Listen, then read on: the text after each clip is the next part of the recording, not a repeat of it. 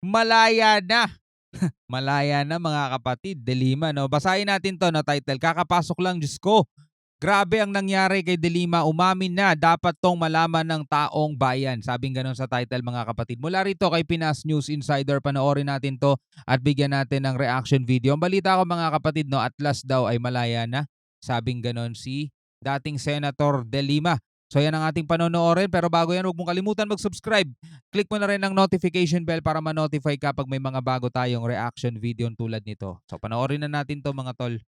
Ito ang balita ngayon, viral ngayon sa mundo ng social media. Former Senator Laila De Lima nakalaya na pagkatapos ng mahigit 6 na taon nitong pagkakulong. 6 years. Kaugnay sa di umano'y aligasyon nito noon na umano'y sabwata ni De Lima sa illegal drug raid sa loob ng Bilibid Prison. Noong ito pa ang sekretary. Pero bago ang lahat, kung bago ka pa lamang sa aming channel, please huwag kalimutang mag-subscribe at i-click ang notification bell para mas maging updated ka palalo sa lahat pa ng bagong video na i-upload namin. At ito na nga mga kababayan, matapos payagan ng korte na makapiyansa, former Senator Laila De Lima nakalaya na. Ating matatandaan, mahigit sa 6 na taon na nakulong si dating Senator Laila De Lima dahil sa aligasyon nito noon na umano'y sabwatan sa illegal drug raid sa loob ng Bilibid. Ngunit ayon sa ating mga kababayan, tila sinadya di umano ito na madelay ng kanilang kampo ang kanyang kaso dahil inantay di umano nitong bumaba sa pwesto ang dating Pangulong Duterte. At nang makababa na si dating Pangulong Duterte, isa-isa di umanong na-dismiss ang kaso ni De Lima. At ngayon, pinayagan na itong makapiyansa ng Korte Suprema. At sa paglaya nito, personal itong nagpahayag ng pasasalamat sa Administrasyong Marcos dahil nakamit na di umano nito ang hustisya. Pinapasalamatan ko din po si Honorable Judge Kenneth Quito sa kanyang katapatan sa batas at sa hustisya. At gusto ko rin po pasalamatan ng BBM administration for respecting the independence of the judiciary and the rule of law. Sa inyo pong lahat na naniwala po sa akin, maraming salamat. Nang lumabas nga ang balitang ito, marami sa ating mga kababayan ang hindi napigilan ng kanilang sarili na magbigay ng kanilang hinaing at komento sa mundo ng social media. At ayon pa sa kanila, after this temporary freedom, what's next for former Senator Laila De Lima? Abangan ang susunod na kabanata. O tama, temporary lang kasi hindi pa siya totally acquitted, no. Ano pa siya tawag dito? Pinayagan lang mag-bail, no? Mukhang duda ako. Sinadya nilang madelay ang kasong yan. Inantay pa nilang matapos sa kanyang pwesto si dating Pangulong Duterte para walang sagabal. Kaya ngayon, laya na. Walang kinalaman si PBBM dyan. Di siya nakikialam sa judiciary. Labanan ng kaso yan. Di naman dismissal yan. Tama. Temporary bail lang yan. Tuloy pa ang kaso. Humina kasi yung kaso no, dahil unang-una yung mga umupong testigo dati nagsiwalaan na rin, yung iba namatay na, di ba? Halimbawa yung pangalan nito JB Sebastian, di ba? Tinamaan ng COVID, sabing ganoon mga tol. So ikaw bilang isang Pilipino, ano masasabi mo about dito sa nangyari, no? Kasi sa dating Senator Laila De Lima. Ako ayoko na masyadong makialam pa rin. Gusto ko na lang panoorin at magbigay ng reaction. Sa tingin nyo ba, tunay na nakuha niya na ang katarungan o medyo hindi rin maganda ang pangyayari mga tol? Malaya kayong magbigay ng komento. Ng judge yan based on hearing at labanan ng mga abogado. Kung ano man ang dahilan kung bakit nangyayari ito ngayon, ito ay may rason at lahat ng bagay ay may tamang paglalagyan sa tamang panahon.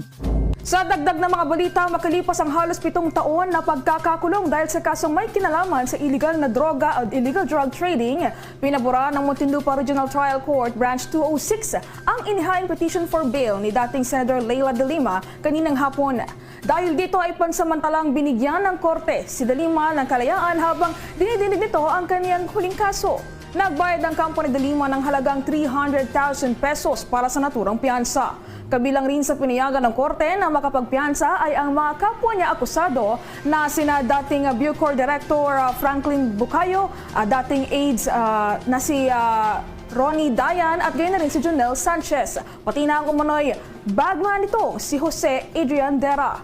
Samantala, ayon kay PNP o Philippine National Police Public Information Office Chief Police Colonel Jean Fajardo, nakarating na sa Campo Crame ang balitang ito. Aniya sa ngayon ay may kinakailangan na lamang nalagdaan ng mga dokumento si De Lima sa Philippine National Police Custodial Center bago ito tuluyang mapalaya. Kung maalala, ibinasura na rin ng parehong korte ang naunang dalawang kaso na may kinalaman rin sa illegal drug trading ni De Lima at kinalala nga itong si De Lima bilang masugid na kritiko ni dating Pangulong Rodrigo Roa Duterte dahil sa programa nitong War on Drugs.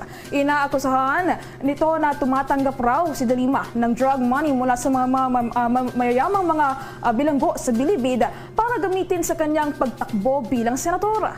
Marami na rin sa mga tumayong testigo laban kay De Lima ang naghain ng affidavit of recantation. Pinilit lang umano silang ituro ni si De Lima upang madiin ito sa kasong may kinalaman sa illegal na droga. Yung iba binawi na, yung iba naman ay tigok na, no? So eto na, humina ng humina yung naikaso sa kanya na pinag-usapan to ng medyo matagal-tagal din na panahon sa Kongreso, di ba? Tapos yun nga, no, nakulong siya ng napakahabang panahon. Kung may kasalanan man siya, hindi na natin alam yun, mga tol. At kung talagang inosente siya, ay hindi na rin natin alam yun, mga tol. Dahil wala naman tayong ano sa batas kung paano nila iniimbestigahan yan, di ba? Pero yun nga, no, kung ano man yan, mga tol, langit na ang nakakaalam dyan. Emosyonal namang nagpaabot ng pasalamat si De Lima sa lahat ng mga sumusuporta sa kanya. Po, no, breaking news po, papasok-pasok lang po na balita, si dating Senador Laila De Lima ay pinayagan na po ng korte na magpiyansa. Yusin lang natin. Yan. Okay. Alam po ninyo, ito po, kapapasok-pasok lang po na balita, ngayong araw po na to, ang Mandaluyong RTC, no, Branch 206, na pinamumunuan po ni Judge Hiner Gito, reverses Judge Romeo Buenaventura's denial of De Lima's bail petition in her last pending. So alam po natin na yung naunang judge po na si Romeo Buenaventura ay dininay po yung pong kagustuhan ng kampo ni De Lima na makapag-post siya ng bail. Pero ito pong bagong judge ng Muntinlupa RTC Branch 206 ay na si Judge Hiner Gito ay pinayagan po si Senator De Lima na makapag-post ng bail. Okay. Yan po, alam po ninyo, ang naging basehan po ng 7 taon po nakulong si De Lima. Ito mag-real talkan po tayo. Ipagpalagay natin na tama po yung mga pinagsasabi ngayon, yung mga judge, tama po na walang kasalanan si De Lima. 7 taon, walang kasalanan, pumayag na makulong. Saglit lang at medyo madilim. Wala na, nasayang na yung 7 taon kung sakasakali. Yun ang problema, mga tol. Kung may kasalanan ka at nakulong ka, karapat dapat ka dyan. Pero kung wala kang kasalanan at nakulong ka ng 7 taon, yari ka, kawawa ka naman, di ba? So, alam mo yan, isa yan sa mga problema. Sabi nga ganun hindi daw lahat ng nakukulong ay may kasalanan. Yung iba ay talagang nadadala lang ng kahirapan. Pero hindi naman kahirapan, hindi naman mahirap to si dating Senator De Lima, di ba? Pero tulad nga ng sinabi natin, mga tol, ay hindi natin nalalaman ang buong katotohanan. Kasi nga, yung mga tumistigo, binawi rin nila yung sinabi nila dati, pinilit lang daw sila. So hindi natin alam kung pinilit sila na magsabi ng ganun dati o pinilit sila na bawiin yung sinabi nila dati. So parehong ano yun, mga tol. Kaya yung mga tumitestigo tapos biglang babawiin, dapat may karampatang parusa din yun Pero mga nakakulong na rin yung iba 'di ba? Naalala ninyo, mga tol, meron tayong isang binigyan dati ng reaction video 'Pag tumistigo ka at bagdang huli babawiin mo rin naman yung sinabi mo, dapat may kaparusahan ka. Kasi merong buhay na masisira dahil dun sa mga sinabi mo dati, 'di ba? So dapat ganun. Okay. Ang tanong ko po, dapat, 'di ba? Bakit po 7 taon na nakulong kung walang kasalanan? 'Di ba? Kasi ito ang sagot ng mga yan. Kasi nga dahil po sa mga testigo. Okay, ano po nangyari sa mga testigo within 7 years? Nawala na po ba sila lahat? Hindi po. Kahit po mawala yung testigo, yung testimonya niya, mananatili po yan, nasa court record yan Pero ano po nangyari sa mga testigo? Nagbaliktaran. Marami po sa kanila nagbaliktaran. Okay. So ang ine-expect po natin, kung kayo po ay biktima, 7 taon kayo nakulong, at kaya kayo nakakulong dahil sa mga false testimony. Mhm. Pagpalagay natin lahat na tama yung sinasabi ha, wala tayong duda halimbawa. No? Pagpalagay natin na talagang kusan loob na nagbaliktaran yung mga nag-akusa Testigo. kay Laila de Lima. Kahit na po napanood natin sa TV yan, sa Kongreso. Napanood ko po yan sa Kongreso eh. Ako rin eh. No, yung si Ladayan, 'di ba?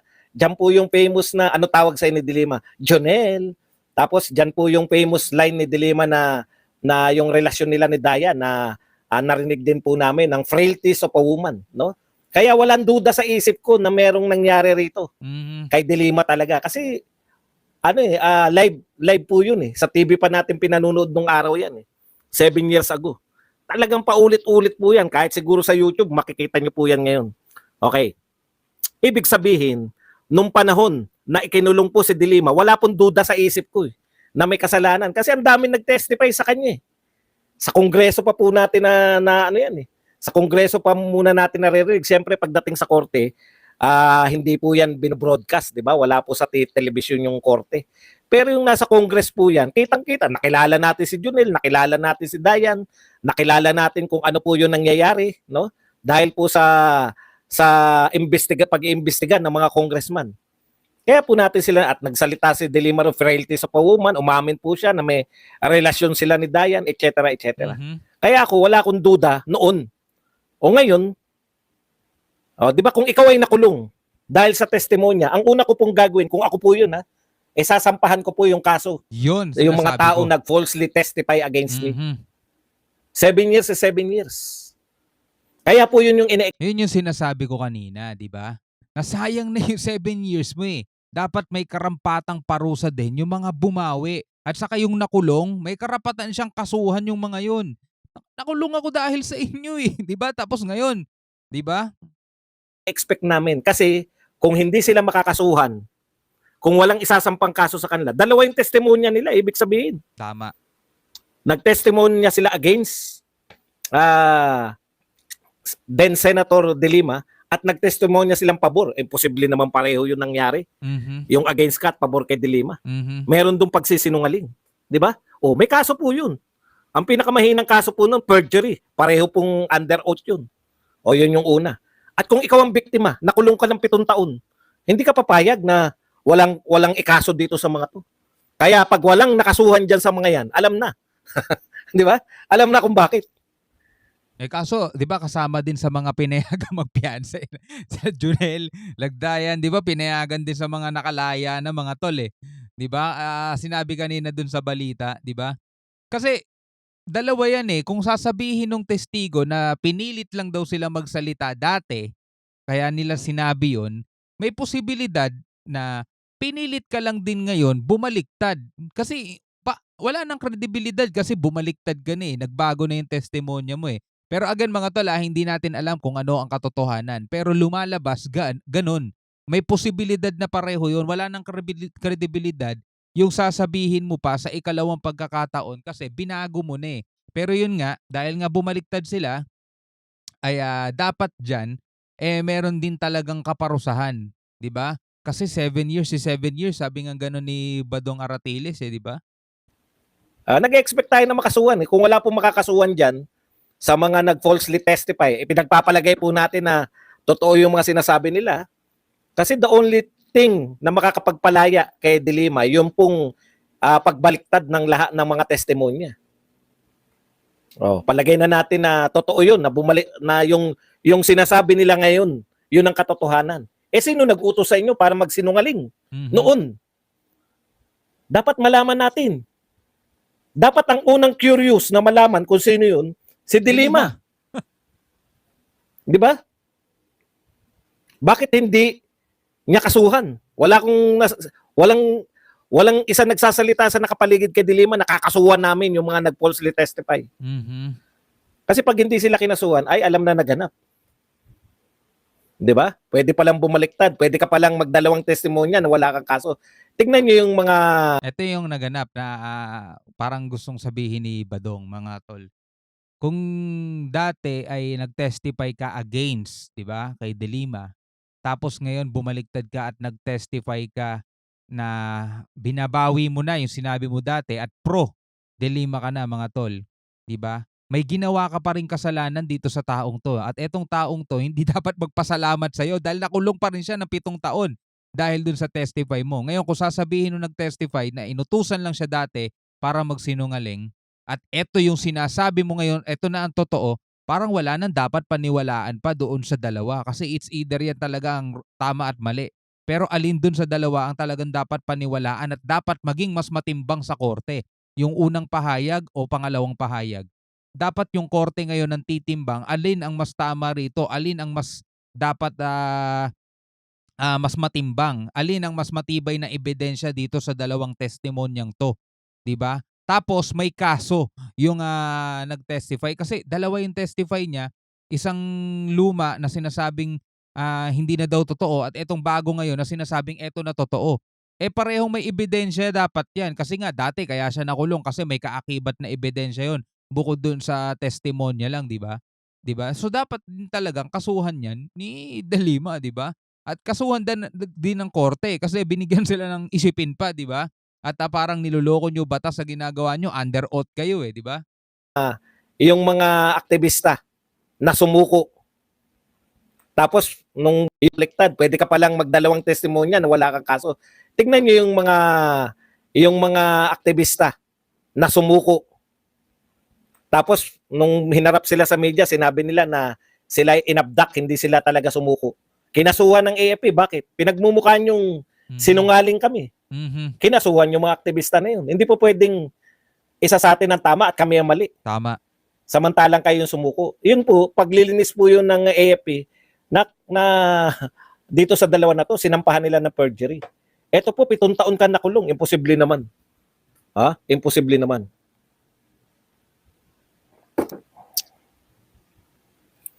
Alam mo, Brondial, hindi ko naman sinabing guilty. 7 taon nakakulong yan eh. Bakit hindi, sa tingin mo, Brondial? Wag naman, Brondial, hindi pambubutong ano ko, no? Hindi pambubutong aking channel. No, bawal bobo rito eh. Pag hindi naintindihan, tatahimik lang muna. 7 taon ka nakulong. 7 taon ka nakulong, wala kang gagawin. Mhm. Imposible. Magte-thank you ka pa. Oh, Ay, yan thank you, sinabi mo yan, bumaliktad ka. Brondriel ha. Sisingilin kita niyan. Magkakaso talaga sila kasi pag kinasuhan niya yung mga yan, magtatapat sila eh. Kami napilitan lang dahil inutusan kami ni kung sino man yung nag-utos sa kanila. May karapatan din kasi sila magsabi ng totoo. At yun na nga mga kababayan. 'Di ba? Tulad ng sinasabi ko kanina, 'di ba? Para doon sa panig ni De Lima kung talagang pinaninindigan niya wala akong kasalanan, ako'y diniin lang. May mga nagdiin sa yung tao, kinasangkapan niya no sinasabi mong nag-utos sa kanila kung meron man mga tol, 'di ba? Dapat yung kasuhan talaga ni De Lima, 'di ba? Kasi kung hindi, kaya nga siya nakulong ng 7 taon, biruin mo.